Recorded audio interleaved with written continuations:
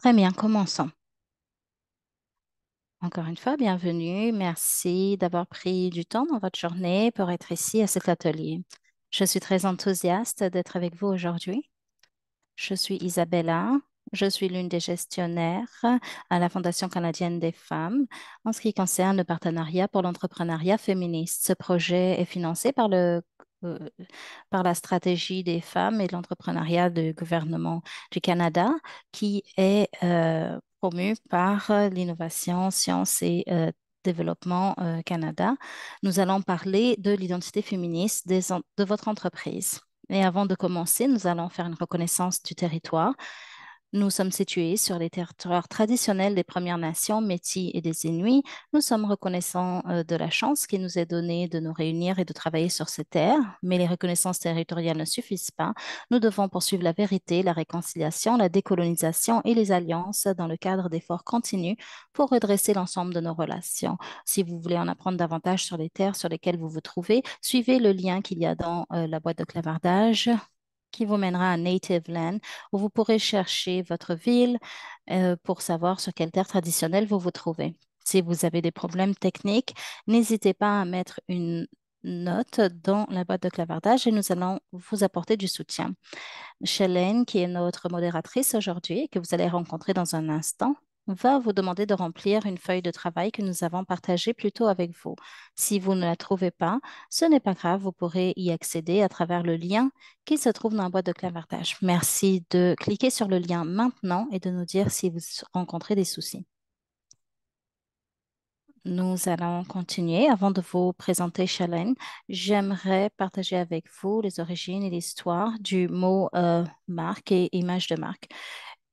Ce sujet peut être déclencheur pour certains, donc n'hésitez pas à prendre une pause si c'est nécessaire. Dans un contexte d'entrepreneuriat, le mot marque, image de marque représente le design, le logo, l'identité de l'entreprise. Lorsque je pense à certaines marques, je pense par exemple à Google, Nike, Coca-Cola, mais le terme image de marque a aussi des connotations plus insidieuses. Par le passé, le mot branding en anglais référait au fait de marquer au fer rouge le bétail, par exemple. Et nous savons que parfois il y a un lien donc étroit également avec l'histoire de l'esclavage. Lors de l'esclavage, les personnes noires étaient victimes donc de préjudices émotionnels, psychologiques et physiques. Et le fait de marquer à l'époque était donc quelque chose de négatif. Et en tant que féministe et en prenant en compte l'approche intersectionnelle, nous sommes au courant du bagage historique lié au mot marque, le fait de marquer.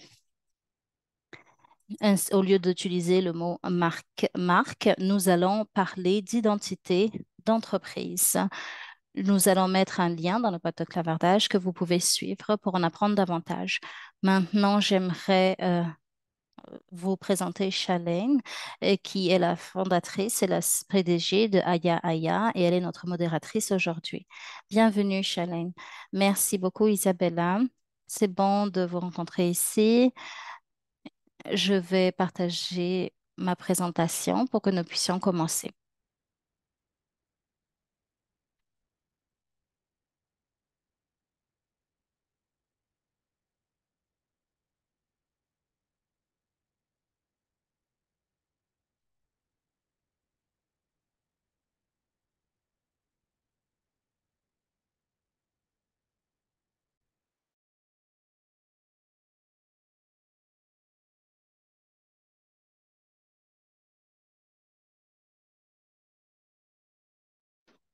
Mélissa, merci de me dire si vous voyez mon écran.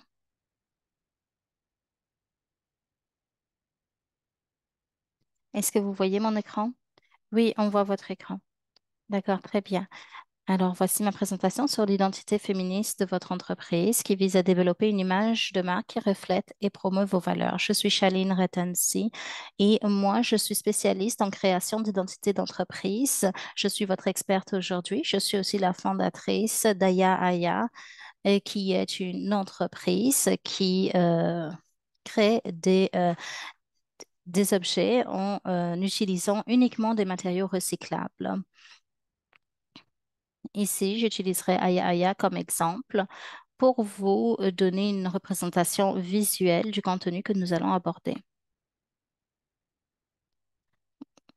Vous avez eu une feuille de travail et vous allez pouvoir suivre avec cette feuille. Comme Isabella l'a dit, euh, vous la trouverez également dans le lien dans la boîte de clavardage. Sachez que vos soumissions vous seront envoyées par courriel également une fois que vous allez soumettre votre contribution et vos informations ne seront pas partagées avec qui que ce soit en dehors de la Fondation canadienne des femmes. Nous voulions juste que ce soit facile d'y accéder. Il y a des éléments de cette feuille de travail qui prendront plus de temps. Je vous conseille d'utiliser des puces, des points pour mentionner uniquement les mots-clés et plus tard, vous pourrez élaborer et aller plus en profondeur après l'atelier. Commençons. Qu'est-ce que c'est une entreprise féministe? Une entreprise féministe reconnaît sa responsabilité de produire un impact positif sur la société. Elle s'engage activement dans des activités philanthropiques et des projets à caractère social qui font avancer l'égalité des genres, le pouvoir d'agir des femmes et le renforcement des communautés marginalisées, contribuant ainsi au bien-être de la collectivité dans son ensemble. Sur votre feuille de travail, vous pouvez faire une liste de la façon dont votre entreprise a un impact positif. Comment est-ce que vous aidez les autres ou votre communauté? Je vous donne ici quelques exemples. Vous bâtissez une entreprise avec des idées et des valeurs centrées sur la justice, l'équité, l'inclusion et le changement social. Vous mettez à profit vos compétences pour rendre la vie plus juste et meilleure au sein de votre collectivité grâce à ce que vous faites ou vendez. Votre entreprise s'efforce d'améliorer le monde, de combattre l'injustice et de faire en sorte que chaque personne ait une chance égale. Je vous invite donc à partager au moins un exemple de la façon dont votre entreprise est féministe. Et je vais maintenant vous montrer comment Aya Aya est une entreprise féministe. Notre mission est de produire un impact positif pour les générations à venir. Nous y parvenons en redonnant à la planète et aux gens à tous les niveaux de notre entreprise.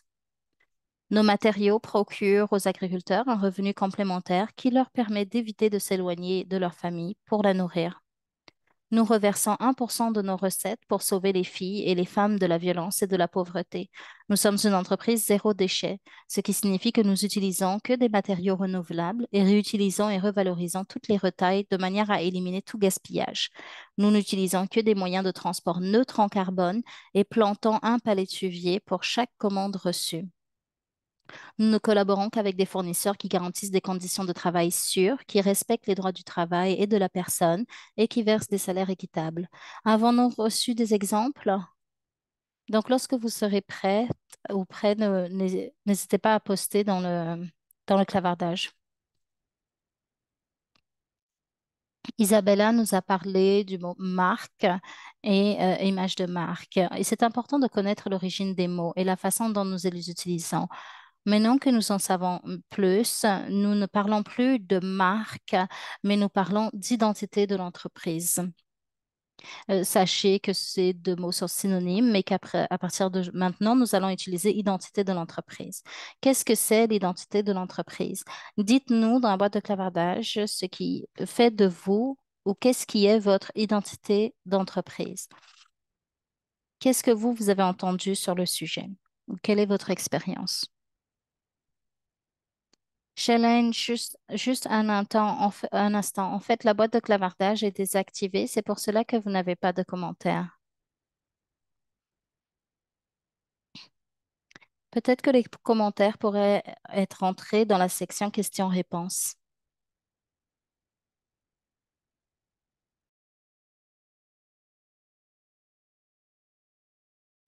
Alors, Jess, moi, je ne vois pas la section questions-réponses Q&A.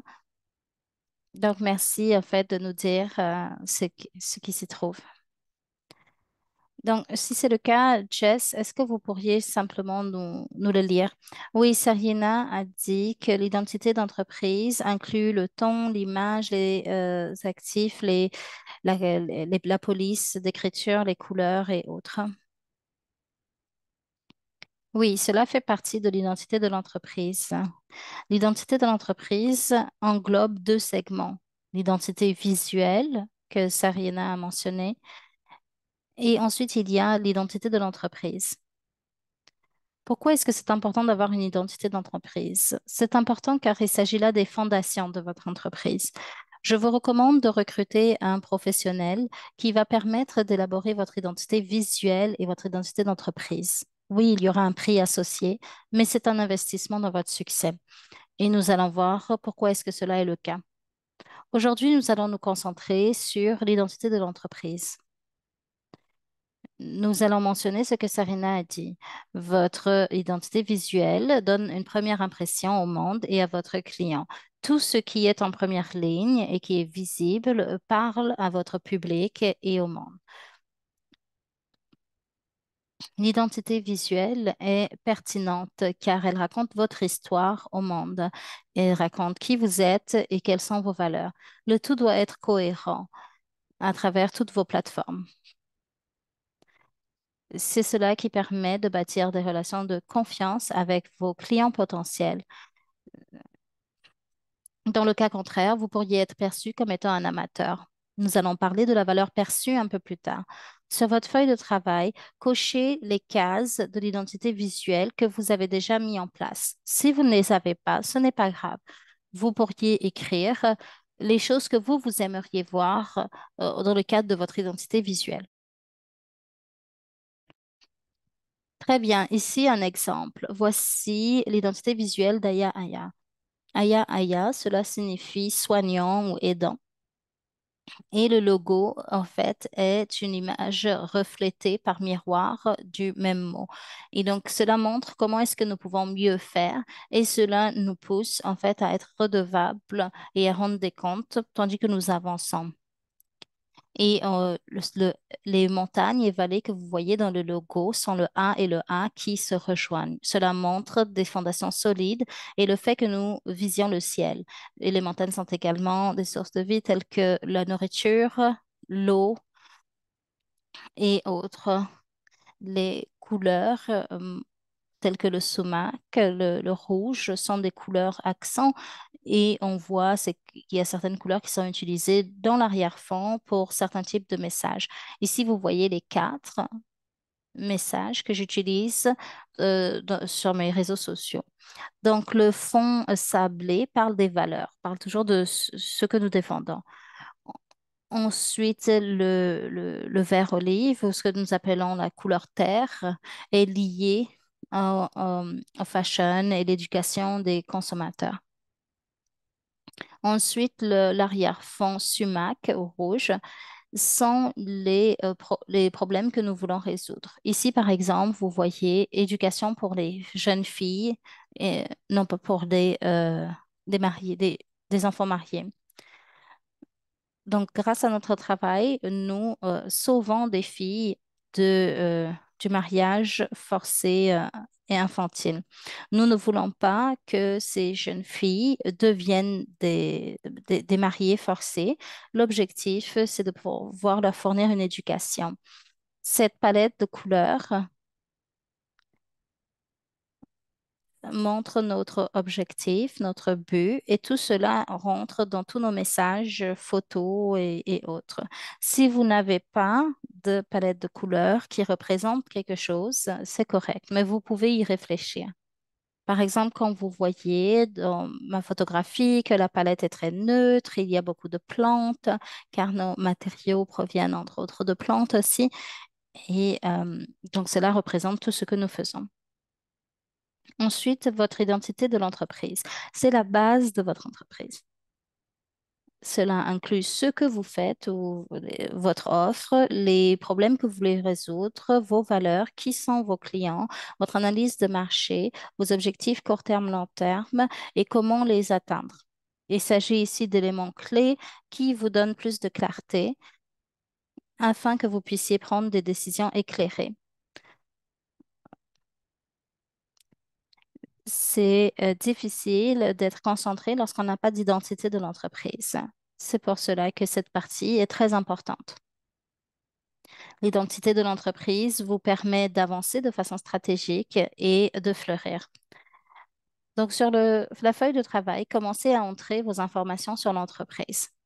Si vous partez de zéro, commencez avec des points. Notez simplement les éléments les plus importants. Et si vous commencez tout juste, écrivez quelle est votre vision. Et plus tard, vous allez développer ces points. Par exemple, la section à propos.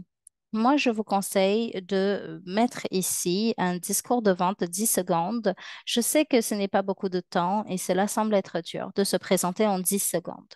Mais il faut que l'identité de l'entreprise soit claire. Ça ne devrait pas prendre plus que 10 secondes. Si cela vous prend plus que 10 secondes, ce n'est pas grave. En pratiquant, vous allez pouvoir réduire votre discours de vente à 10 secondes. En 10 secondes, vous pouvez dire l'essentiel. Cet exercice vous permet d'obtenir cette clarté.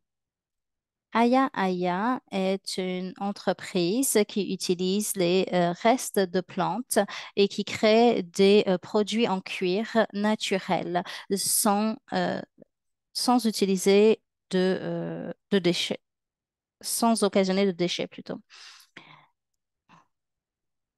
Moi, je vous conseille aussi, lorsque vous faites la recherche pour la compétition, de rechercher au moins trois concurrents. Si vous n'avez pas un concurrent qui vous correspond à 100%, c'est très bien. Cela veut dire qu'il y a un marché pour la croissance. Mais recherchez vos concurrents les plus proches et voyez qu'est-ce qui vous distingue. Aya, par exemple, Angela Roy, Stella McCartney et autres comme concurrents. Ensuite, les AVU, il s'agit là de vos éléments de vente uniques qui vous distinguent de la compétition. Vous pouvez en avoir autant que possible. Plus vous avez d'AVU, le mieux c'est. Vous voulez montrer quels sont les services et les offres qui vous distinguent. Pour nous, par exemple, nous avons du cuir vegan basé sur les plantes, pas de produits chimiques toxiques, pas de produits d'animaux. Et à chaque fois que nous avons une commande, nous plantons un, un palétuvier. Nous faisons affaire uniquement avec des entreprises qui respectent les droits du travail, les droits de la personne et qui offrent des salaires décents. Ce sont donc les choses qui représentent nos valeurs. Ensuite, quels sont les mots-clés les plus importants qui décrivent votre entreprise et vos services? Est-ce que féministe est l'un de ces mots? C'est important d'y penser. Si vous n'avez pas la réponse aujourd'hui, ce n'est pas grave. Vous, vous devez prendre le temps d'aller vraiment en profondeur pour voir quels sont les points que vous voulez véhiculer. En général, c'est une combinaison entre ce que ne font pas vos concurrents et ce que votre groupe cible recherche. Et ce n'a pas besoin d'être un seul mot. Un mot-clé, ça peut être plusieurs mots ensemble. Par exemple, pour Aya Aya, nos mots-clés, c'est durabilité, fabriqué de façon conscieuse avec un objectif et luxueux. Donc, il s'agit ici de nos valeurs et de nos valeurs en tant qu'entreprise féministe. Toutes ces composantes composent les fondements de l'entreprise. Il y a 5 fondements d'entreprise: le but, le positionnement, la promotion, la personnalité et la perception. Nous allons maintenant les voir en détail. Le but. Quel est votre pourquoi? Pourquoi est-ce que votre entreprise existe? Quel est le problème que vous résolvez et quelles sont vos valeurs? C'est important de savoir cela. Si vous ne savez pas quel est votre but, vous ne savez pas ce que vous allez fournir ou produire. C'est donc important d'avoir un but clair. Ensuite, votre déclaration de mission, la mission. Et quel est votre impact global? Dans votre feuille de travail, remplissez cette section. Votre mission devrait être courte, directe, 1 à 2 phrases idéalement, pas plus que 3 phrases, parce que vous voulez que cela ait un impact. Vous aurez à d'autres moments l'occasion de développer cette pensée. Mais pour la déclaration de mission, c'est juste 1 ou 2 phrases qui correspondent à votre pourquoi. Notre mantra est de créer des produits durables inspirés par un but bien précis. Nous sommes motivés par notre responsabilité de redonner à la planète et aux personnes. Nous voulons produire un impact positif de manière à améliorer la vie des autres et ce pour les générations à venir. Si vous n'avez pas votre mantra, ce n'est pas grave. Ensuite, le positionnement. Où se situe votre entreprise au sein d'un créneau d'expertise particulier? Cela est déterminé par deux facteurs importants de votre marché. Lorsque vous faites votre analyse de concurrents, vous allez voir qu'il y a certaines choses que vos clients recherchent. Il s'agit de choses très importantes et qui résonnent avec vos clients. Par exemple, si vous êtes un restaurant communautaire et que votre public cible, ce sont les personnes qui ont un budget très serré, votre facteur très important, ça va peut-être être le prix et la taille des portions. Si vous êtes un créateur numérique qui collabore avec des entreprises pour créer un service ou un produit, les facteurs seraient peut-être la portée, le following, le nombre d'abonnés que vous avez et ce que vous demandez par publication. Si vous êtes un développeur de site web qui crée un site web en partant de zéro, et vos facteurs, ce seront le budget et les besoins du client. Une fois que vous avez déterminé ces facteurs, placez-les sur cet axe X et Y, puis vous pourrez avancer. Pensez-y, écrivez-les. Si vous avez plus que deux facteurs, c'est correct. Écrivez-les, puis quand vous allez commencer à bâtir votre entreprise, vous allez voir quels sont les facteurs qui sont les deux plus importants. Donc, pour commencer, vous pouvez en écrire plusieurs. Nous allons utiliser un exemple ici. Sur l'axe XY, nous avons les matériaux, les fibres naturelles comparées aux fibres synthétiques. Sur les Y, nous avons les prix élevés et luxe, et ensuite les prix bas et le marché de masse. Donc, pour vous, ça peut être vos valeurs, vos ingrédients, peu importe ce que c'est, il faut que le facteur soit important. Le facteur a un impact direct sur votre entreprise et sur votre public. Ensuite, voyez où se positionnent vos concurrents. Lorsque vous allez commencer à développer votre entreprise, vous allez vous baser sur ces deux facteurs et vous allez voir le paysage de concurrentiel. Recherchez ce que font vos concurrents, qu'est-ce qu'ils font bien et qu'est-ce qu'ils font mal. Et vous allez trouver ainsi des lacunes que vous pourrez combler. Ici, il s'agit de la carte pour Aya Aya. Il s'agit ici du cuir vegan et du marché vegan. Tout à gauche, vous voyez ceux qui utilisent le faux cuir, le PVC, et on va donc à droite jusqu'aux matériaux alternatifs, le cuir végétal de substitution. En haut, nous avons l'aspect circulaire, durable, renouvelable, et en bas, l'aspect nocif pour l'environnement. Les entreprises qui sont au milieu utilisent en général du faux cuir et du PVC, mais elles commencent à introduire aussi du cuir végétal. Et par contre, ça, c'est le cas. Parfois, c'est juste un ou deux articles, pas toute la collection. C'est pour cela qu'ils sont au milieu. Nous sommes tout en haut à droite parce que nous utilisons uniquement des matériaux circulaires et afin d'assurer qu'il n'y a aucun préjudice à l'encontre de l'environnement. Ensuite, la promotion. La promotion concerne vos objectifs. Il y a deux types de promotion. La promotion de l'entreprise, il s'agit là des objectifs à long terme qui incluent vos valeurs féministes. Les impacts à long terme sont ici représentés. Il s'agit de votre vision, de votre cap. Quel est votre objectif? Qu'est-ce que vous voulez résoudre comme problème? Qu'est-ce que vous voulez changer? Donc, notez dans votre feuille de travail ce que vous essayez de changer dans le monde. Si vous avez un produit, peut-être que c'est un peu comme Aya Aya, ou si vous avez un service, ce service aussi peut être intégré dans la feuille de travail. Voici notre déclaration de mission.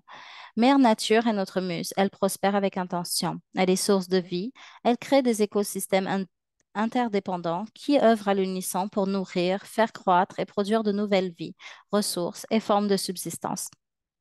Elle réutilise intelligemment chaque élément par des cycles de vie naturels et ne génère aucun déchet. Inspirée par le cycle de la vie, Aya Aya met consciencieusement en place une économie circulaire pour concevoir des produits de luxe renouvelables et durables sans compromettre notre planète, nos valeurs et notre santé. Nous nous sommes engagés à produire un impact positif sur l'environnement et sur la société en répliquant des écosystèmes circulaires qui stimulent l'économie locale, régénèrent la fabrication artisanale de cuir de manière durable et collaborent avec des industries pour transformer des matières résiduelles en nouveaux produits afin d'atteindre collectivement l'objectif zéro déchet. Nous investissons dans l'humanité pour renforcer le pouvoir des autres et garantir que chaque personne ait accès aux choix et aux possibilités sans préjugés ni discrimination. S'épanouir dans un environnement sûr avec des voies d'accès à l'éducation pour acquérir des connaissances et des compétences afin de gagner un salaire juste et équitable et d'être traité avec dignité et respect. Produire un impact positif qui inspire les autres à opérer des changements qui feront une différence pour les générations à venir. Aya Aya signifie la vie sous toutes ses formes.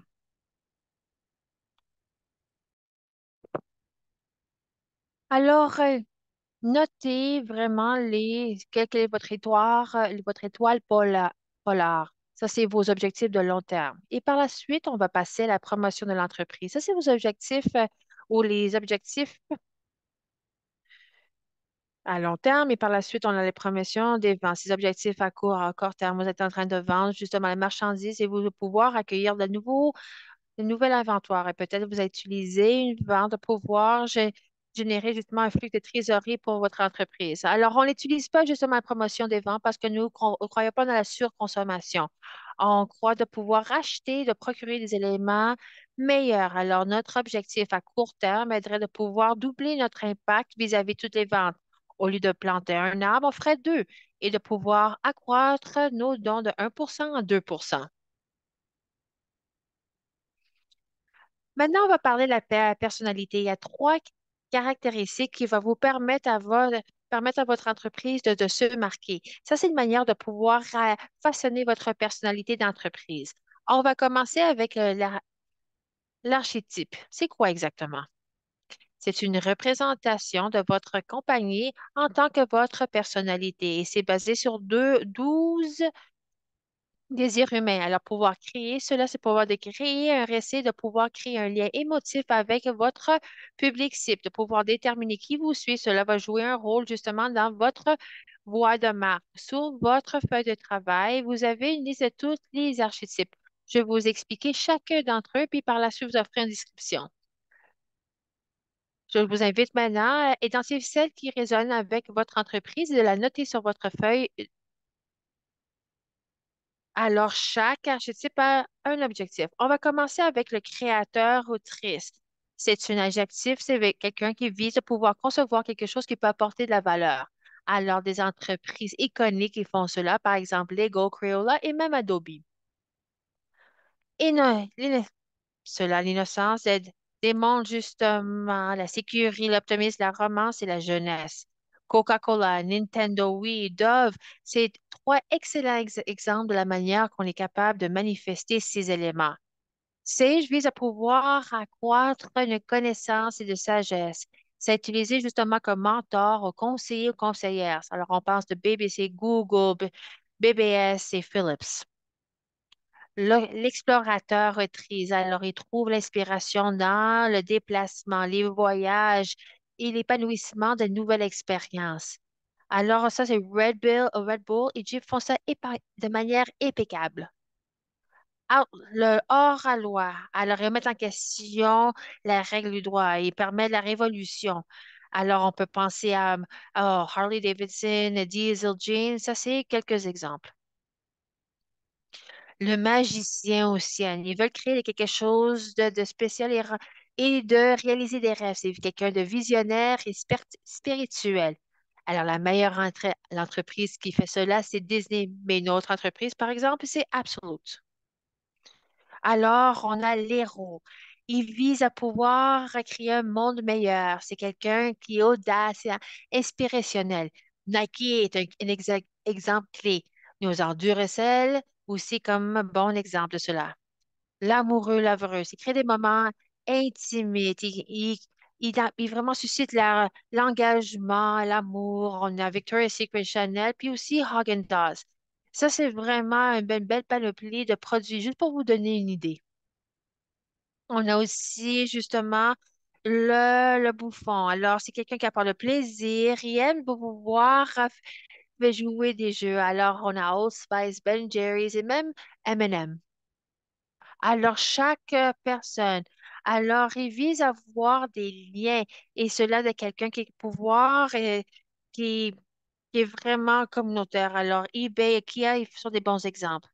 Alors maintenant, le gardien-gardienne. Cette personne protège et prend soin d'autrui. Ils sont personnes compassionnées et ils sont en preuve de générosité. Alors Johnson Johnson, UNICEF, c'est toutes des marques qui reflètent justement ce rôle du gardien-gardienne. Le dirigeant des cris, justement, apporte de l'ordre au cas où c'est quelqu'un d'organisé. On a Mercedes-Benz, British Airways, Microsoft, c'est des bons exemples. Votre entreprise peut refléter plus qu'un archétype, mais il doit être important de se pencher comme au moins un. Si vous êtes plus spécifique, vous allez pouvoir mieux cibler votre public et de la manière dont que vous pouvez communiquer avec eux et bâtir un lien avec eux aussi. Nous avons une question. Alors, les marques se retrouvent où, justement sur cette roue de couleur. Et cela ne porte pas nécessairement sur la couleur. Ça, c'est une autre psychologie. Qu'est-ce que vous voulez examiner ici? Justement, c'est les archétypes. Et vis-à-vis l'inscription que je vous ai offerte, quelle résonne davantage avec votre marque et votre entreprise et votre produit? Quelles sont vos valeurs? Qu'est-ce que vous essayez de communiquer? Qu'est-ce que vous visez à atteindre? Et cela, c'est ce que devrez faire lorsque vous établissez votre archétype. Et votre public, il ne faut pas les oublier, c'est votre étoile polaire. Si vous n'êtes pas capable d'établir un lien avec eux, vous allez les perdre. Alors, c'est important lorsque vous êtes en train d'identifier votre archétype. Ça, c'est un exercice, mais après, l'autre exercice, ce sera l'exercice d'identifier votre couleur. Maintenant, votre voix. Alors, c'est quoi la voix de votre entreprise? Votre voix doit être cohérente dans toutes les communications. Elle n'évolue pas. Ça fait partie de votre personnalité et cela est présenté au monde. Alors, ça va être ancré et cohérent. Le troisième là, c'est votre ton. Le ton est légèrement différent de votre voix. Le ton, c'est l'inflexion émotionnelle appliquée à votre voix. Il s'ajuste selon ce qui convient le mieux à telle communication ou tel message. Alors, comment on peut déterminer la voix de votre entreprise? Il y a 6 facteurs qui va vous permettre d'identifier votre voix. Alors, sur votre feuille de travail, vous avez les 6 facteurs énumérés et on va examiner chacun d'entre eux présentement. Je vous invite à d'identifier celle qui s'arrime avec votre marque ou votre entreprise. Si vous ne l'avez pas encore, vous pouvez toujours faire cet exercice plus tard pour voir si quelque chose qui résonne davantage avec vous et si c'est la bonne décision pour vous. 1. Quel est votre objectif? Quel est votre euh, objectif pour établir un lien avec votre public? Qu'est-ce que vous visez à faire? De les offrir des loisirs, d'amplifier, de vendre quelque chose. Alors, c'est important de cibler ces objectifs. La deuxième question est la suivante. Qui est votre public sensible? Ça, c'est un élément clé. Ah, je vois qu'il y a une autre question qui a été soulevée.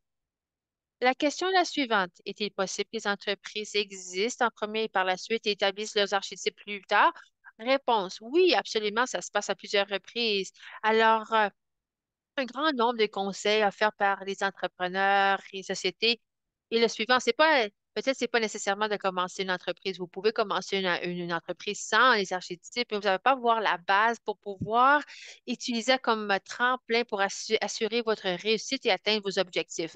Alors, il va y avoir beaucoup de changements, il y a beaucoup de leçons tirées pendant votre parcours. Cela va toujours avoir lieu. Mais si vous êtes capable de cibler votre identité d'entreprise, ça vous permet de vous attaquer à chacun des éléments pour pouvoir établir l'assise de cette base. Comme ça, vous allez pouvoir comprendre exactement le produit ou le service que vous offrez, pour qui et comment vous allez y arriver. Alors, si vous n'êtes pas capable de cibler votre public, ça va être beaucoup plus difficile. Alors, ça me frappe lorsque les sociétés, des fois, me disent, alors, ils font référence ou conseille des entrepreneurs à ne pas faire cela. Il dit simplement, lancez le produit, testez le marché, etc. Et c'est pas une mauvaise chose non plus, mais si vous testez le marché puis vous le faites pas de manière efficace, ça vous pas en train d'atteindre votre public cible, alors clairement, vous allez échouer. Alors, je vous recommande fortement de faire cet exercice et des archétypes et de savoir qui est votre public cible comme étant la première étape. Alors, qui est votre public? Alors, et c'est important de connaître son public cible de manière à pouvoir exercer un attrait sur lui. Qu'est-ce qui les attire? Alors, vous pouvez répondre à ces questions en identifiant des domaines dans quatre catégories. Alors, la démographie, l'âge, le genre, l'ethnie, les revenus, entre autres. Il y a aussi les géographies. Alors, la région, est-ce que c'est provincial, national, international, leur comportement, aussi les tendances et aussi les psychographiques, des opinions, des valeurs, des activités, des comportements, des intérêts et des conduites. Alors, quelles sont ces caractéristiques? Ça, c'est vraiment qui reflète votre public cible. S'ils aiment le sport, quel sport? C'est quoi qui est leurs équipes? Combien d'argent ils aiment dépenser? Quel type de musique ils aiment écouter? Quelles sont leurs valeurs? Quel type d'activité ils aiment faire au loisir? Est-ce qu'ils sont actifs? Quels sont leurs loisirs? Alors, cette image identifie la différence entre les profils démographiques et les psychographiques. Les deux sont importants pour pouvoir comprendre votre public cible. J'aimerais que vous ajoutez ces notes dans votre feuille de travail et après, je vous invite à examiner davantage, à faire la recherche. C'était très important d'apprendre à propos de votre audience. Lorsque vous avez cette connaissance accrue, c'est la manière dont vous êtes capable d'établir un lien avec eux et par la suite réussir. 3. Le caractère. Il y a trois facteurs qui vous permettent de déterminer votre caractère. Comment est-ce que vous êtes en train de communiquer de manière efficace? Alors, de cette manière, il est très important de répondre à cette question parce que c'est important de savoir si vous êtes inspirant, accueillant, autoréactif, professionnel, humain, intelligent, curieux, curieuse. Est-ce que vous êtes capable d'offrir des solutions? Est-ce que vous êtes réflexif? Je vous invite à entourer la réponse sur votre feuille. Le langage. Le langage est quelque chose de clé. Je ne peux pas vraiment le souligner davantage. Et là, ça ramène justement les mots-clés que nous avons abordés au début de cette présentation. Il est important de choisir vos mots parce qu'ils ont beaucoup de puissance. J'aimerais d'offrir deux phrases. C'est plus ou moins la même chose, mais j'aimerais que vous partagez avec moi si la première ou la deuxième vous suscite une réponse émotionnelle. Alors, un, nous reversons 1% de nos recettes pour aider les filles et les femmes. Ou deux, nous reversons 1% de nos recettes pour sauver les filles et les femmes de la violence et de la pauvreté. Alors oui, le deuxième énoncé résonne davantage avec vous. Oui, absolument. C'est la raison pour laquelle les mots sont importants parce que lorsque vous choisissez les mots, c'est que ça vous aide à établir un lien avec votre public. Alors, de cette manière, vous pouvez justement commencer cet engagement et ce dialogue avec eux. Alors, on sait que le langage est important, les mots, et après, par la suite, il y a le type de langage. Alors, lorsque vous êtes en train de communiquer avec votre public, sera basé sur le langage. Alors, il y aura différents types de langage. Ça pourrait être complexe, astucieux, initié, sérieux, en tout. Alors, voici différentes exemple de la même phrase que nous avons entendue dans les différents types de langage, comment cela pourrait résonner. Alors, ça pourrait être complexe. Alors, nous allouons 1% de nos revenus pour soustraire les femmes de la maltraitance et de la pauvreté. Astucieux. Alors 1% des recettes, c'est notre force d'action spéciale pour combattre la violence et la pauvreté chez les femmes et les filles. La voix de l'initié, 1% de votre contribution permet de sauver des femmes et des filles de la violence et de la pauvreté. C'est notre impact en tant que personne initiée. Alors, quelque chose de plus sérieux serait le suivant. Alors, 1% des recettes est affecté à une cause importante, sauver les femmes et les filles de la pauvreté. Alors, c'est ça qu'on fait. On fait un don de 1% pour justement sauver les filles et les femmes de la violence et la pauvreté. Le type de langage de plus de jargon, 1% des bénéfices dégagés sert à financer notre mission de lutte contre la marginalisation et la population des femmes. Amusant! Chaque achat, 1% contribue à sauver héroïquement les femmes et les filles. Alors, fantassiste. Avec une pincée de vos achats, 1% précisément, nous entreprenons une quête magique pour extirper les femmes des griffes de la violence et les donjons de la pauvreté. Ça vous démontre justement comment une phrase pourrait être utilisée sur différents types de langage. Alors, envisagez comment vous voulez vous exprimer, quel type de langage vous allez utiliser. Alors, le cinquième point, le ton et le style, ça porte justement sur la personnalité qui communique votre marque, votre ton, votre attitude, mais c'est vraiment plus le style. Est-ce que votre style personnel, est-ce que c'est ample, est-ce que clinicien, est-ce que c'est honnête, est-ce que c'est authentique, direct, scientifique? Alors, je vous invite vraiment d'entourer le mot qui reflète votre société. Et pour terminer, le ton émotif de votre voix. Si vous utilisez l'échelle de ton de voix de Nelson Normand qui comprend quatre composantes, puis ça, c'est de commencer sur une échelle. Alors, le ton de votre voix communique une dimension de la voix. Alors, à utiliser justement ces quatre paramètres, donnez-moi un moment. Sur votre feuille de travail, je vous invite vraiment à considérer où vous vous trouvez sur cette échelle. Alors, est-ce que vous êtes drôle ou à sérieux ou peut-être décontracté à formel, non pertinent à respectueux. Et par la suite, enthousiaste ou terre à terre. Alors, votre ton, vous pourrez trouver à un côté de l'échelle ou peut-être neutre ou entre les deux. Pour vous aider à déterminer le ton, je vous invite à identifier les caractéristiques de votre ton. Utilisez justement ce panoplie pour déterminer ce ton. Puis c'est toujours important de garder votre public à l'esprit.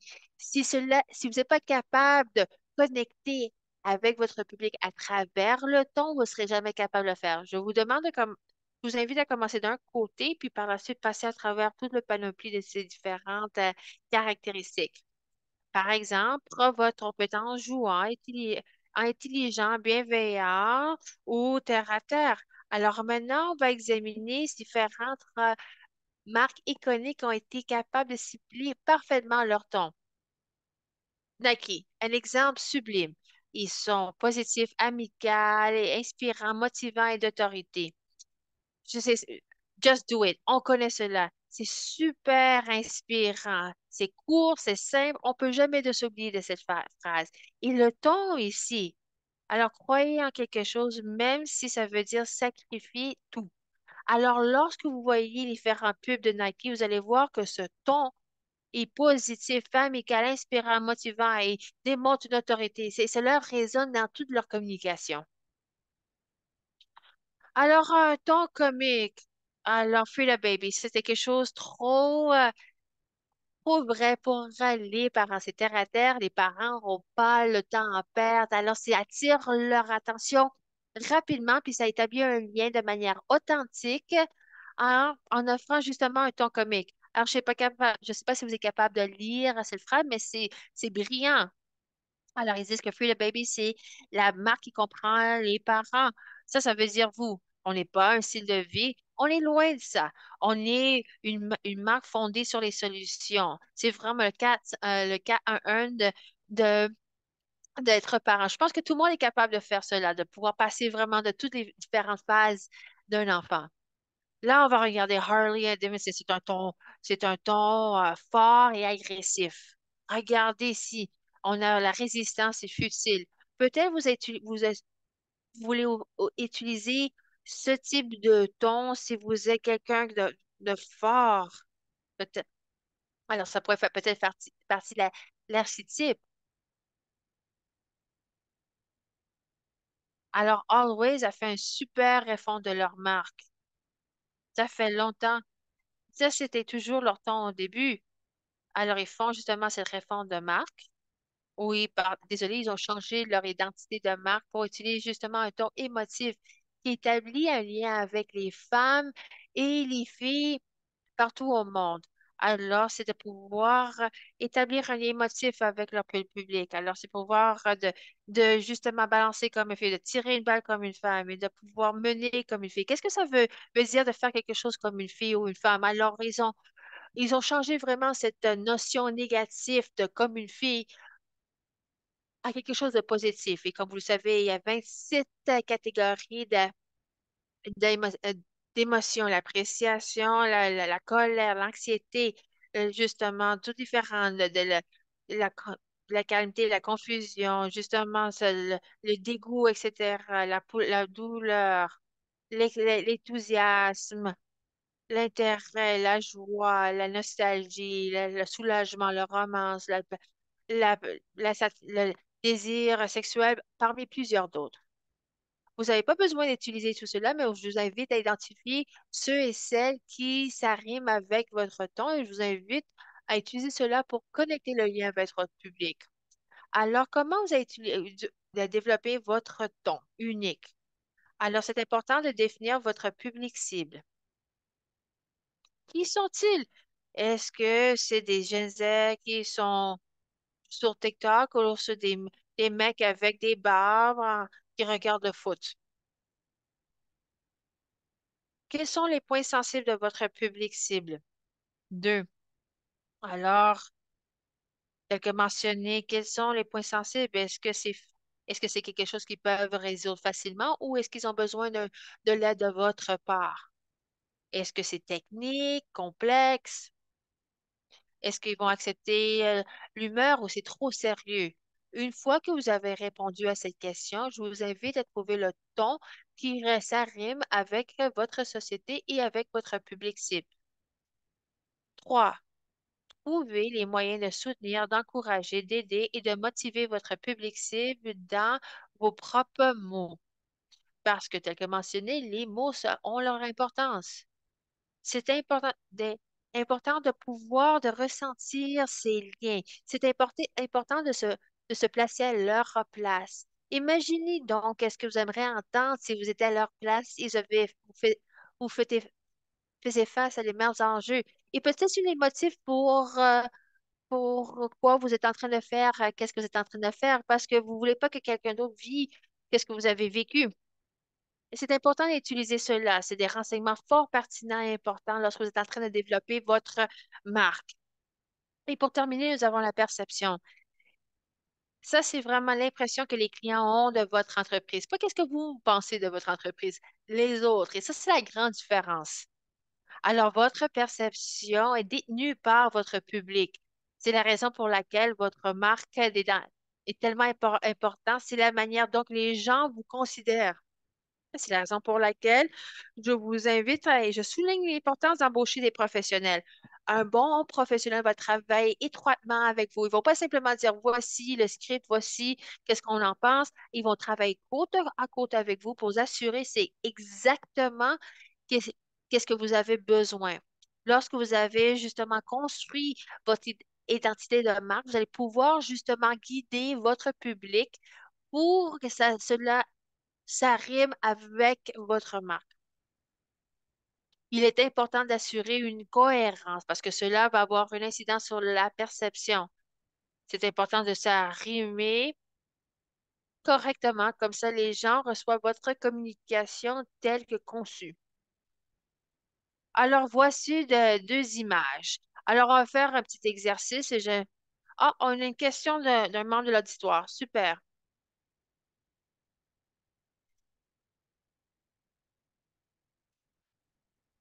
Quelle est la différence entre le ton et le ton émotif? Alors, on va aller en arrière. Permettez-moi un moment.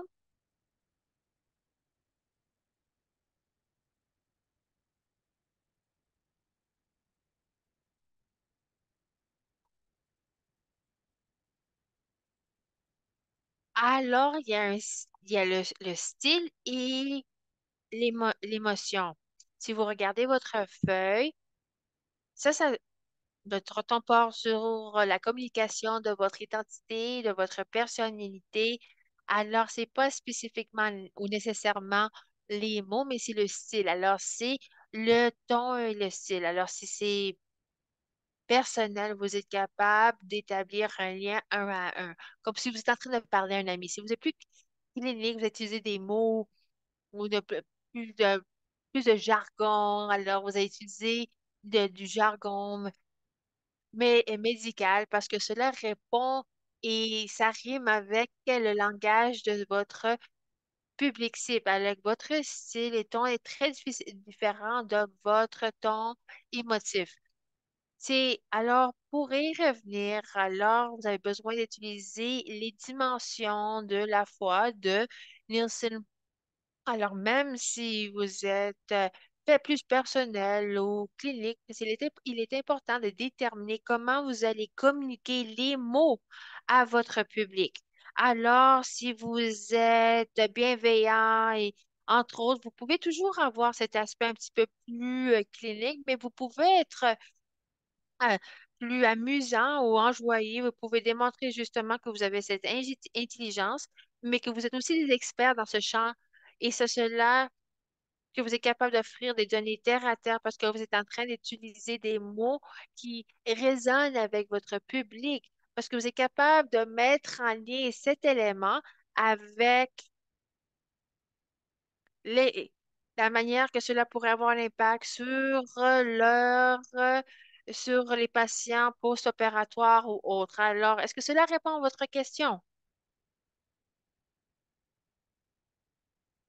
J'espère que oui. Si c'est pas le cas, n'hésitez pas à reposer votre question. Alors, on va retourner à la perception. Alors, vous vous rappelez de ces deux images? Alors, alors que les deux sont conçus de matériel est capable de pouvoir garder les documents ensemble. Est-ce que vous êtes capable d'identifier la différence entre ces deux, justement, ces trombones?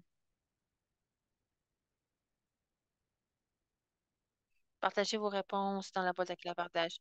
Il n'y a pas de mauvaise réponse ici, hein, pour être clair. C'est beaucoup plus simple. C'est pas un jeu. Vous allez voir. Vous pouvez utiliser la fonctionnalité de questions-réponses et non la boîte de clavardage. Alors, entre réel et numérique, alors on voit que alors, entre réel et numérique, est-ce qu'il y a quelqu'un d'autre qui aimerait offrir une réponse dans dans la question-réponse? Ça, c'est intéressant. Mais je pense que la plupart ne voient pas la différence. Alors, c'est précis, c'est correct. Vous n'avez pas tort. Alors, ici, on a justement ce trombone de Tiffany, puis une autre de bureau en gros. Alors, dans la boîte de clavardage, je vous invite à partager les mots que vous associez à la marque Tiffany Co.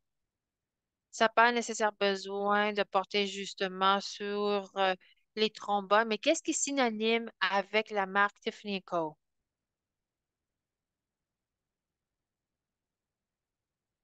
Les premières réactions, les premiers mots qui vous viennent à l'esprit. Alors, la romance, le luxe, l'élégance, la classe, le style, j'adore exactement. Mais maintenant, j'aimerais que vous me partagiez les mots qui vous viennent à l'esprit lorsque vous considérez l'identité ou les caractéristiques qui résonnent avec la marque Bureau en gros.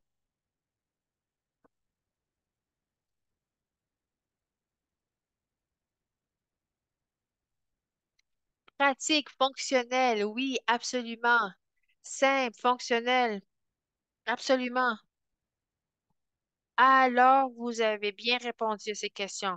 Comme on est tous sur la même longueur d'onde, il est donc correct, on est tous d'accord que nous percevons justement la trombone de Tefnico comme étant plus dispendieux parce que Tefnico, c'est le luxe, c'est la haute qualité. Je vois des pouces levés, oui, d'accord. Combien croyez-vous qu'il coûte chacune de ces trombones? Alors, voici le prix. Ne capotez pas. Alors, peut-être vous allez croire que peut-être 165 pour une trombone, Une trombone, c'est fou, mais ça, c'est la valeur perçue. Alors, on savait tous que justement, que celle de le Teflenco allait être plus dispendieuse parce que c'est la valeur perçue grâce à l'identité. Et tel que vous avez mentionné, ces bureaux, en gros, c'est pratique, c'est fonctionnel. Alors, vous pouvez en acheter 500 pour 7 dollars et 49 sous.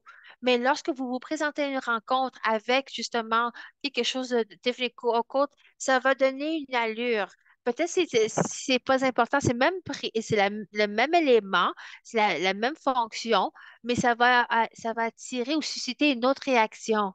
C'est comme si vous vous présentez dans une rencontre et vous avez votre sacoche de Louis Vuitton versus une sacoche de H&M. C'est vraiment la valeur perçue. Un autre exemple. Alors justement, on a ces serviettes. Alors, ils ont la même fonction. Alors, on a Dior ici à droite et Crane Barrel ici à gauche. Quel de ces éléments sera plus dispendieux ou offre plus de valeur et vous vous attendez à payer davantage?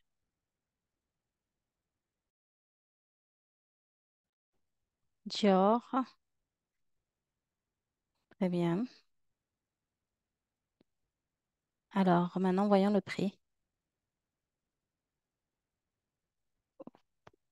Combien coûte selon vous celui de gauche? Crate and Barrel. Il n'y a pas de mauvaise réponse, donc allez-y. Je vais vous montrer. Oui, 10 $ environ. 14,95. Et pour Dior, c'est 150 $. C'est cela le pouvoir de la perception.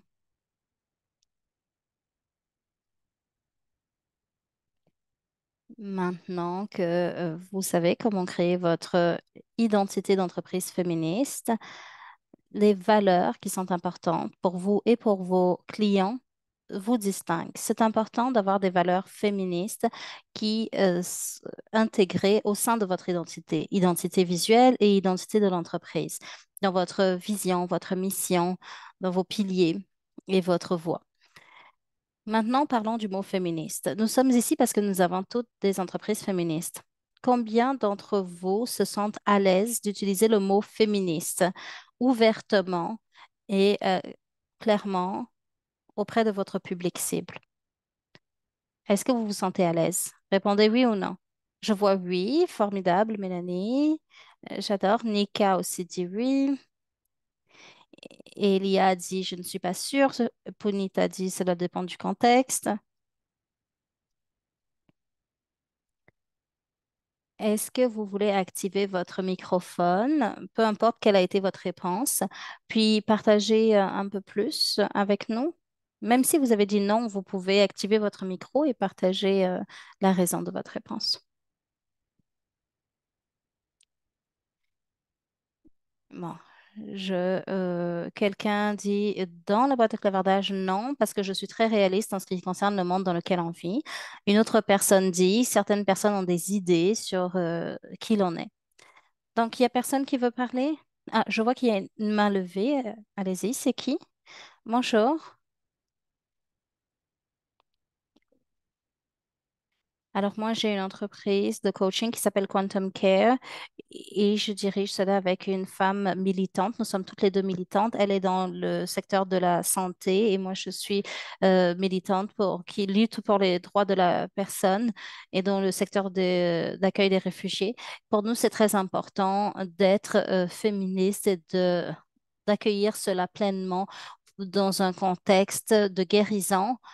Et et bien que nous respections les hommes, les femmes sont uniques et donc notre coaching se base là-dessus. Peu importe, en fait, le féminisme concerne tout le monde. Les hommes aussi ont du féminisme en eux. Peu importe l'identité de genre, nous faisons vraiment avancer cela au sein de notre coaching holistique. Alors, vous utilisez le mot féministe de façon active dans votre langage. Alors, je l'utilise personnellement, pas nécessairement dans l'identité de l'entreprise, pas encore. Mais pourquoi? Pourquoi vous n'utilisez pas le mot féministe? Alors, parce que nous n'avons pas pensé à cela de cette façon.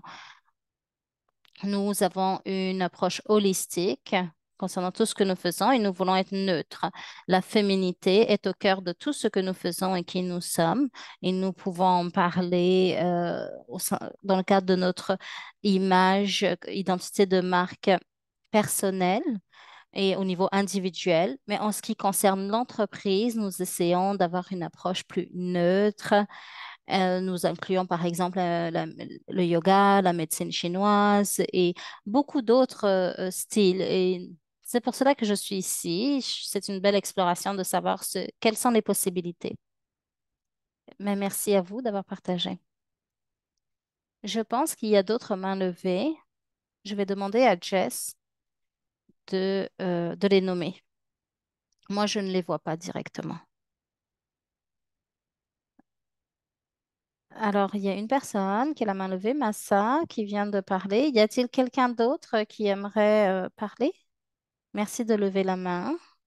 Vous pouvez cliquer sur l'icône de la main levée. Gayline, bonjour Gayline. Bonjour, c'est bon de vous voir. Mais c'est bon de vous voir aussi, bienvenue. Oui, j'entends des voix familières ici. En fait, je suis en train de lire dans la boîte de clavardage. Dû à mon âge et le stade où j'en suis aujourd'hui dans ma vie, je me sens plus confortable de parler de qui je suis. Je suis aussi une femme autochtone. Je pense que c'est vraiment une façon puissante de militer. Je pense que je n'ai plus autant à risquer. Il n'y a plus autant de choses en jeu, étant donné que je suis plus âgée maintenant. Je me trouve maintenant dans un stade où je trouve que c'est une responsabilité de parler honnêtement de qui je suis. Et je pense aussi que les gens le reçoivent mieux maintenant. Je le fais avec d'autres femmes entrepreneurs, des femmes de mon âge. Et je vois qu'il y a un alignement. Je sens qu'il y a du soutien et je sens que, il y a des voix plus puissantes maintenant, qui proviennent des femmes entrepreneurs autochtones d'un certain âge. Donc, je pense que cela est en train de se produire. Je ne veux plus avoir peur, donc je suis prête à prendre des risques. Je vais maintenant lire quelques commentaires que nous avions. Alors, quelqu'un dit pas sûr, cela dépend du contexte. Une autre personne dit tout à fait, je suis alignée avec le mot féministe. Une autre personne a dit non parce que je suis réaliste concernant le monde dans lequel on se trouve. Une autre personne dit cela dépend. Les gens ont des idées sur qui on est. Une autre personne dit cela dépend du client. Fait des expérimentations. On ne veut pas perdre la vente ou le client. Personne dit, à l'époque, j'avais peur de dire que j'étais une femme autochtone et entrepreneur et présidente de mon entreprise féministe. Mais plus j'ai commencé à parler de mes valeurs et de qui je suis, plus j'ai trouvé de l'alignement. En effet, l'authenticité, c'est tellement important. Surtout en cet âge numérique, nous voyons qu'il y a une réelle tendance de l'authenticité. Lorsque vous êtes authentique, cela se reflète au sein de votre entreprise et à ce moment-là, vos clients peuvent le voir et constatent cela lorsqu'ils travaillent avec vous. Mais cela ne veut pas forcément dire que vous êtes à l'aise avec le mot féministe et ce n'est pas grave. Une autre personne dit, oh, j'ai été repoussée et rejetée, donc maintenant je suis discrète. Alors, je suis vraiment désolée que cela vous soit arrivé. Nous voulons créer des environnements sûrs où tout le monde a la possibilité de s'exprimer. Une autre personne dit la société n'a pas trouvé un consensus en ce qui concerne la définition du mot féminisme. On dirait que la définition dépend du public et ma réaction aussi. En effet, je pense que parfois la société a manipulé ce terme et il y a parfois des mauvaises interprétations du mot au sein de mon industrie. Par exemple, c'est pareil pour le mot durable. Parfois, il y a de l'éco-blanchiment qui a lieu. Il ne s'agit pas vraiment de durabilité.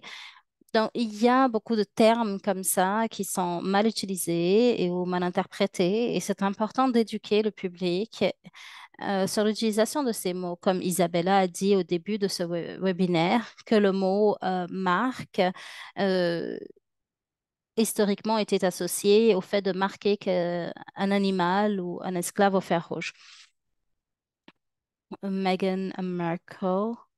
Si vous écoutez son balado Archetypes, elle en parle beaucoup. Donc, je vous recommande d'écouter ses balados. Tous les épisodes sont fantastiques. Nous avons encore quelques mains levées. Alors, Blessed,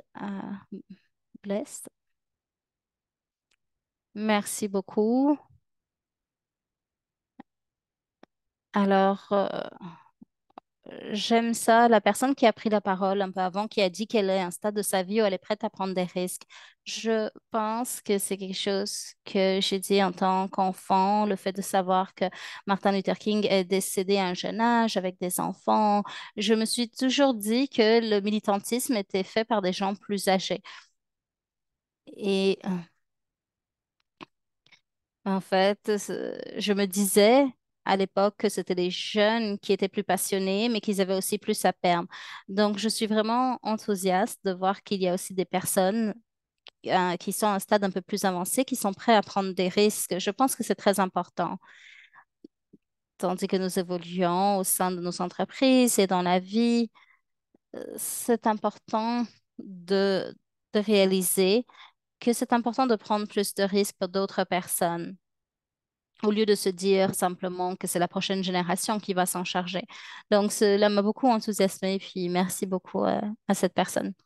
Oui, c'est formidable. Ensuite, Constanza, merci beaucoup. Concernant ce sujet, l'utilisation des mots féministes ou simplement le fait de se définir comme féministe au sein de son entreprise. Donc, dans le cadre de cela, je me posais la question en fait de ce que cela signifie concrètement. Moi, j'ai pris un cours sur le féminisme et j'avais beaucoup de cours avant et je me demande, est-ce que toutes les femmes sont féministes? Même s'il y a une population, par exemple, orientée vers la féminité, est-ce que cela nous rend automatiquement féministes? Ou est-ce qu'il faut faire telle et telle chose pour être considéré comme féministe? Et surtout pour une entreprise, et cela pourrait presque résulter en de la discrimination. Par exemple, vous connaissez quelqu'un, moi je suis dans l'entreprise, dans le secteur de l'art, et puis il y a certains instructeurs, par exemple, qui ne sont pas féministes, mais il y a aussi certaines femmes qui ont les mêmes traits caractéristiques, est-ce qui seraient à ce moment-là non féministes? Donc, comment est-ce que concrètement vous faites cela? Ou est-ce qu'on assume simplement ce mot-là de féminisme parce qu'on est une femme?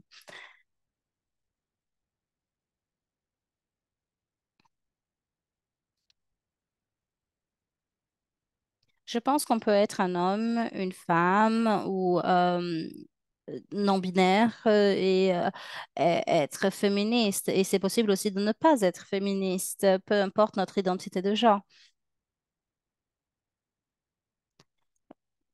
Parlons par exemple des deux hommes que vous avez mentionnés, les instructeurs au sein de votre industrie. Nous avons tous et toutes travaillé avec des gens à un moment donné qui ne sont pas féministes. Et c'est cela la société. Mais si c'est possible d'avoir des conversations honnêtes, poser des questions aux gens, et cela est nécessaire. Si on évite les conversations honnêtes et difficiles, il n'y a rien qui en ressort. C'est important d'avoir des conversations. C'est la première étape afin d'aider les autres personnes à comprendre et afin que ces changements aient lieu. Mais c'est une décision très personnelle et la façon laquelle vous choisissez d'aborder cela vous revient. C'est possible de communiquer ces valeurs féministes, même sans utiliser le mot féministe. Si vous voulez utiliser ce terme-là uniquement pour vous, parce que c'est cela qui vous met à l'aise, euh, mais c'est possible. Vous savez que vous êtes féministe, vous faites le travail nécessaire et c'est votre choix. Nous faisons du mieux que nous pouvons et c'est comme cela qu'on avance. Et au fil du temps, en évoluant, c'est possible peut-être de faire mieux. Y a-t-il quelqu'un d'autre qui aimerait prendre la parole? Charlene, on avait une question de la part de Laurie qui demande comment est-ce que vous définissez le féminisme? Peut-être qu'à la fin, lorsqu'on en sera à la partie questions-réponses, vous pourriez revenir à la première diapo où vous définissez le féminisme. Très bien, avançons alors. Merci beaucoup. Merci d'avoir partagé. Vous avez été vulnérable. Merci beaucoup. Donc, communiquez vos valeurs féministes. Moi, ce que je dis, c'est dites-le à tout le monde, car ces valeurs font partie de votre identité d'entreprise. Il s'agit de vos valeurs, des valeurs de vos clients, c'est ce qui est important pour votre communauté. Et c'est vraiment cela qui va vous distinguer. Il y a différentes façons de communiquer vos valeurs féministes. Cela revient donc à l'identité de l'entreprise, votre voix, votre ton de style et émotionnel, le langage utilisé. Vous pouvez faire cela de différentes façons. Cela dépend où vous en êtes au niveau des paramètres. Tout d'abord, il va falloir définir quel est votre ton émotionnel et votre style de ton, et ainsi que votre voix. Donc, communiquez vos valeurs féministes. Comment est-ce que vous le faites? Tout d'abord, dans votre identité visuelle. C'est votre première introduction au monde, qu'il s'agisse de votre site web, votre carte d'affaires, une présentation que vous faites pour un discours de vente. Votre identité visuelle doit représenter quelles sont vos valeurs. Ça est inclus votre contenu visuel, tel que votre style de vidéographie, votre style de vidéo, plutôt votre style de photographie, la police que vous utilisez. Si vous avez des cartes d'affaires, qu'elles soient numériques ou physiques, il faut que le tout soit cohérent, qu'il s'agisse de vos bulletins d'information, les blogs et autres. Cela doit être aussi intégré au sein de vos communications et au sein du marketing. Par exemple, votre page, lorsqu'on vous recherche sur la page Google, c'est important que vous apparaissiez de façon pertinente, que votre ton, votre perception soit élaborée et tel que cela a été conçu. Et ensuite, pour les réseaux sociaux, c'est là que vous parlez de votre entreprise féministe, de ce qui vous distingue. C'est là que vous utilisez votre voix, votre style et vous éduquez les clients sur vos valeurs et les informations qui sont importantes. Et vous utilisez bien sûr le ton émotionnel et le style. Et vous pouvez partager sur le partage, le bénévolat et d'autres choses.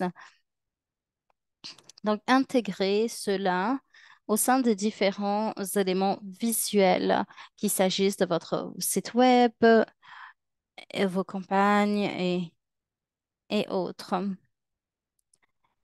Donc, c'est important de montrer quelles sont vos valeurs. Et c'est plus important de montrer cela que ce que vous vendez. Je pense que Red Bull est un exemple. Je ne sais pas si vous avez été sur la page Instagram de Red Bull. Vous n'allez pas voir de photos de la boisson énergisante.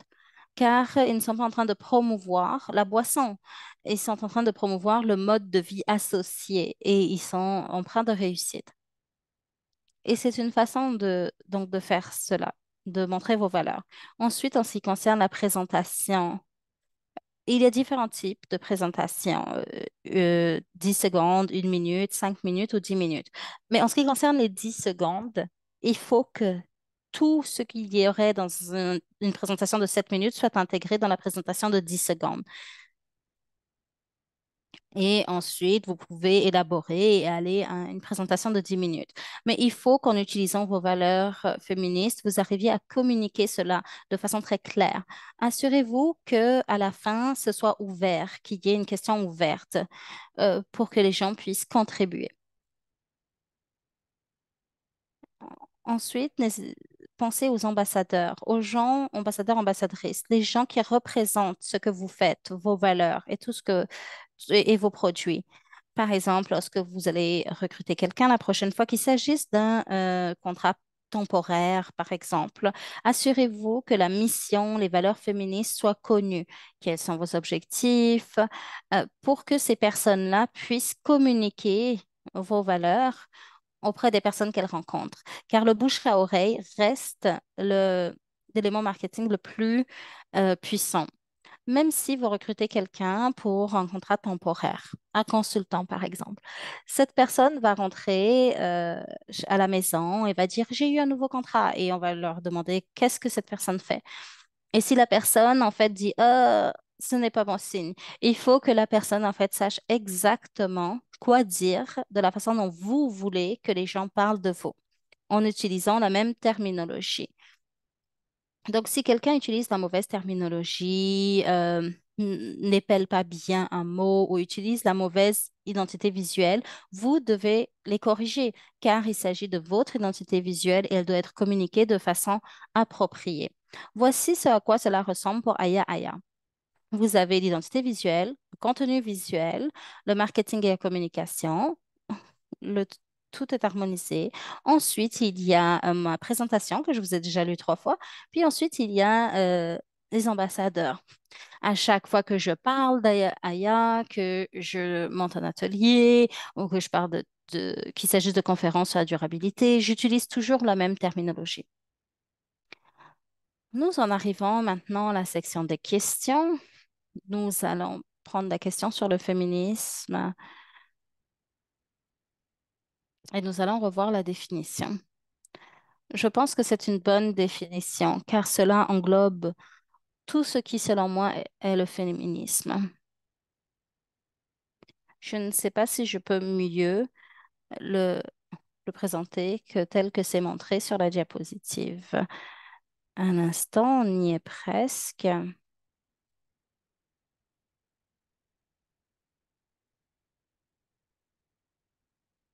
Donc, une entreprise féministe reconnaît la responsabilité à devoir avoir un impact positif sur la société.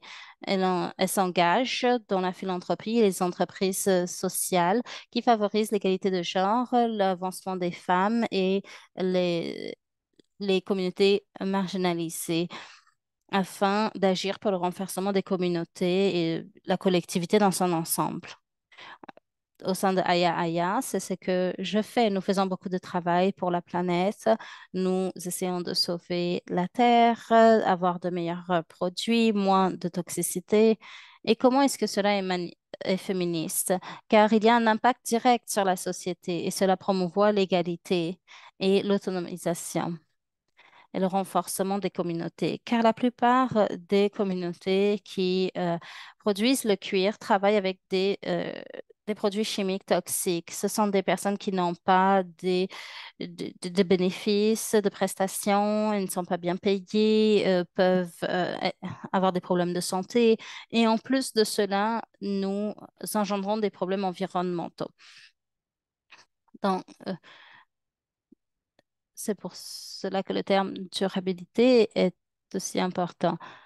Parfois, les gens choisissent un objectif, sauver les océans ou attaquer le plastique. Et c'est correct, mais en fait, tous ces enjeux sont interreliés. Lorsqu'on parle de sauver les océans, on parle de la vie sauvage, de la biodiversité. Et à quoi cela ressemble? Aya Aya va, par exemple, planter des arbres.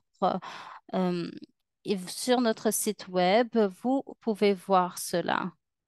Nous plantons un palétuvier pour chaque commande reçue, par exemple. Et moi, je pense réellement aux répercussions. Et je me demande toujours, est-ce qu'il y a une meilleure façon de faire les choses? Comment est-ce que je peux aider? Est-ce que j'ai un impact positif sur les gens? Et c'est pour cela que je pense que cette définition représente bien l'identité de mon entreprise. Y a-t-il d'autres questions?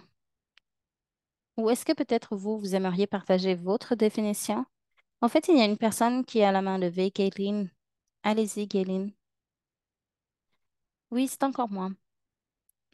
En fait, je vais passer à une autre question, si on a fini avec cette partie. En ce qui concerne l'axe X et Y, est-ce que vous pourriez réexpliquer? Oui, bien sûr.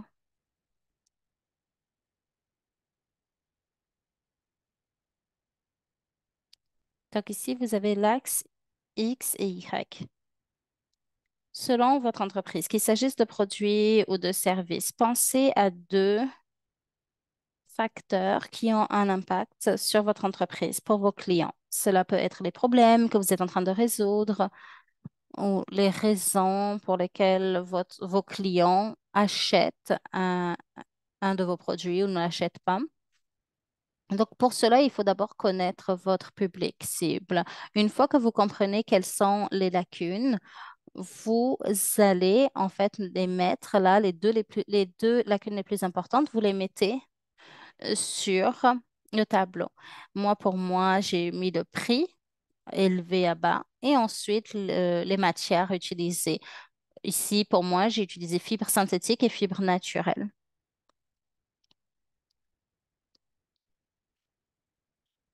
Et il y avait par exemple un créateur de contenu numérique. Pour lui, par exemple, ce ne sera pas les mêmes éléments. Ce sera les nombres d'abonnés et ensuite le prix que ces influenceurs ensuite demandent par publication sur les réseaux. Un développeur de site web, par exemple, va avoir aussi deux autres éléments. Donc, vous allez les mettre ici et, et moi aussi. Par exemple, moi, sur l'analyse des concurrents, moi, je pensais que j'allais être ici. Mais je vous conseille en tout cas de revoir cela et d'être honnête avec vous. Et demandez-vous, est-ce que vous pouvez faire mieux? Par exemple, si vous voyez qu'il y a une grosse lacune, vous devez tirer profit euh, de cette opportunité. Et c'est comme cela que vous remplissez ce tableau. En fait, on trouve deux problèmes et ensuite on en met deux par axe. Oui, vous commencez avec deux problèmes, vous les mettez sur le tableau, vous trouvez les deux opposés et ensuite vous voyez comment vous pouvez améliorer. Challenge, juste pour confirmer, vous voulez pas combler en fait les fossés qui sont en bas, c'est ça? Parce qu'en bas, c'est négatif. Mais pas nécessairement. En fait, cela dépend de qui est votre public cible et quels sont les fossés que vous essayez de combler. Moi, je n'essaierai jamais de remplir ce fossé-là. Par exemple, essayer d'être en bas au marché de masse. Cela signifie qu'il y a des gens qui ne sont pas bien payés, il y a peut-être du travail forcé, du travail infantile qui est associé. Donc, pour Aya, moi, je n'essaierai jamais de me situer à gauche et en bas. Mais si, par exemple, on voit qu'il y a une entreprise de sécurité qui fournit des produits, de l'équipement médical peu cher ou plutôt abordable et que cet équipement médical est distribué à des communautés qui n'ont pas un revenu élevé. C'est une bonne chose, même si ces personnes se situent au bas de la flèche. C'est une bonne initiative car cela permet à ces communautés de s'en sortir sans être situées proches d'un hôpital, par exemple. Donc, je pense qu'il y a une raison pour tout. Y a-t-il d'autres questions?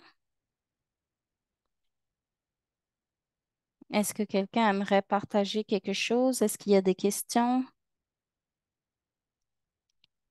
Non? Moi, j'ai une question. Vous nous avez montré des entreprises, mais il ne s'agit pas d'entreprises qui sont nécessairement féministes. Ce sont des entreprises que vous utilisez pour expliquer quelque chose. Harley Davidson est une des entreprises. Est-ce qu'on peut revenir à cette diapositive? Moi, j'ai trouvé ça intéressant. Bien sûr que leur public cible sont les hommes. Je pense qu'ils parlent en fait de cheveux clairsemés, Je pense qu'ici, le public cible, c'est certainement les baby boomers, les gens nouvellement retraités qui ont l'argent pour s'acheter une Harley. Mais j'étais en train de me demander, imaginez un monde dans lequel Harley-Davidson décide d'être une entreprise féministe et essaie d'être durable et va sortir une moto électrique et s'assurer, par exemple, que tous les employés sont payés de façon éthique et font tout le travail féministe pour que leur entreprise soit féministe. Mais voici leur marque, leur image d'entreprise. Ils sont forts, agressifs. Donc, comment est-ce qu'il ce serait possible, en fait, de faire cela ou est-ce qu'il faudrait mettre un terme à la marque telle elle existe actuellement? Non, c'est possible. Il faudrait être stratégique, mais c'est possible de le faire. C'est vrai qu'il y a un conflit avec leur mission et leur groupe cible. Il faut choisir son archétype et choisir son groupe cible. Et ils savent exactement qui est leur groupe cible. Et c'est pour cela que dans leur message, ils peuvent communiquer aussi bien. Euh, je suis sûre qu'il y a, par exemple, une moto électrique. Je n'ai pas vérifié, mais il se peut aussi qu'Harley Davidson, à l'heure actuelle, ait certaines valeurs féministes. Par exemple, essayer de sauver la planète et tout cela. Mais c'est juste que Harley Davidson ne va pas dire qu'il s'agit d'une valeur féministe. Donc, donc, même si il y a des gens qui ne veulent pas utiliser le mot féministe, on peut avoir des valeurs féministes sans utiliser le terme. Il faut utiliser les termes qui résonnent auprès de votre public cible. Si les mots que vous utilisez ne résonnent pas avec votre public cible, ce sera un échec. Par exemple, un ton agressif qui serait quand même un féministe, ça pourrait être un objectif, par exemple, pour, euh, pour certaines entreprises. Donc, il y a la possibilité de le faire. Mais cela dépend vraiment du groupe cible.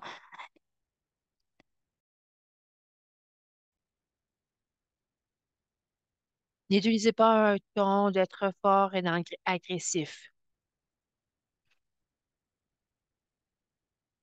Il y a une autre question qui vient d'être posée dans la boîte de clavardage. Alors, existe-t-il une différence lorsqu'on travaille avec un B2B et B2C? Oui, il y a une différence. C'est deux différents publics, n'est-ce pas? Alors, lorsque vous êtes en train, que vous avez terminé votre identité de société, ce serait deux différents canaux de vente ou de marché que vous allez peut-être identifier. Alors, votre voix va pas changer, mais votre ton peut-être va changer, même votre langage. Alors, lorsque vous parlez à quelqu'un qui est un client B2C, c'est différent des B2B. Leurs besoins sont différents, leurs enjeux sont différents et votre solution diffère. Peut-être que c'est pas extrême, mais votre approche va différer parce que justement, B2B, c'est beaucoup plus large. Alors, c'est important de garder la même voix et de peaufiner le langage pour l'arrimer davantage. Alors, peut-être vous utilisez le style de votre ton, mais peut-être la manière dont vous allez attaquer à votre public peut-être va différer émotionnellement. Alors, vous êtes en train de vendre une entreprise de B2B et eux, par la suite, sont en train de vendre leurs produits à B2C, peut-être. Leur public sera le même public. Alors, on va s'assurer que tous les liens sont établis. Alors, ça serait toujours bien rimé.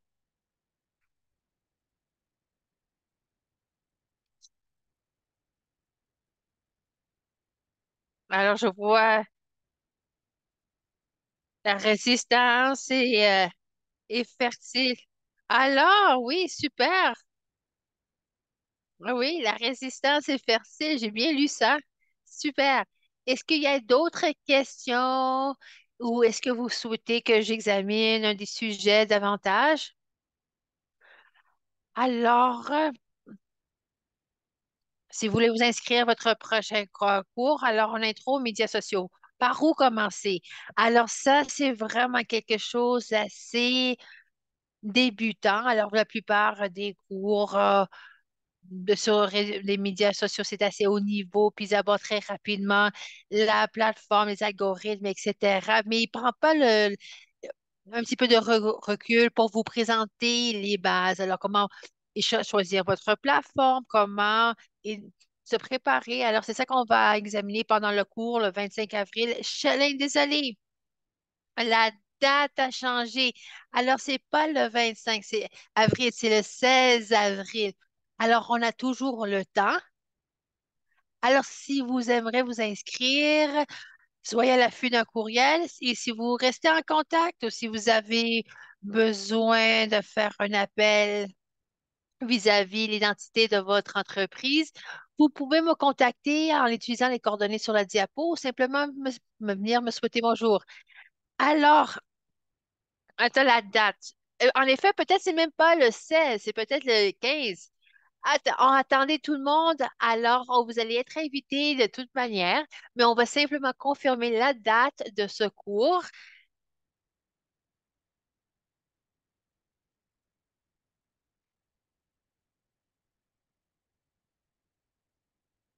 Alors, c'est le 15 avril à 13 heures, heure de l'Est. Merci beaucoup, Jess, de m'avoir confirmé et j'aimerais me remercier tout le monde pour cette plateforme. Alors, merci.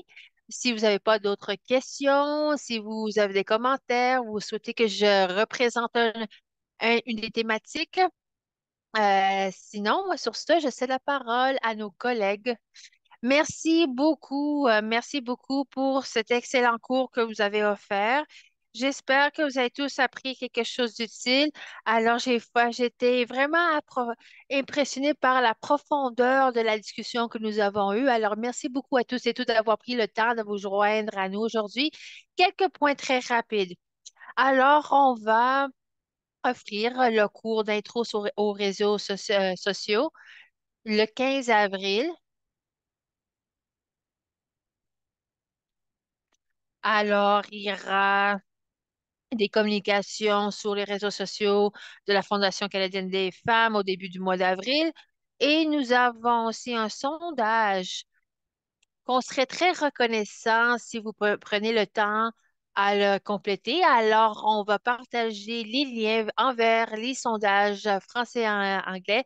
On aimerait entendre de votre part votre amélioration. Votre rétroaction est fort importante pour informer les améliorations que nous pouvons apporter au cours que nous allons offrir au cours de la prochaine année.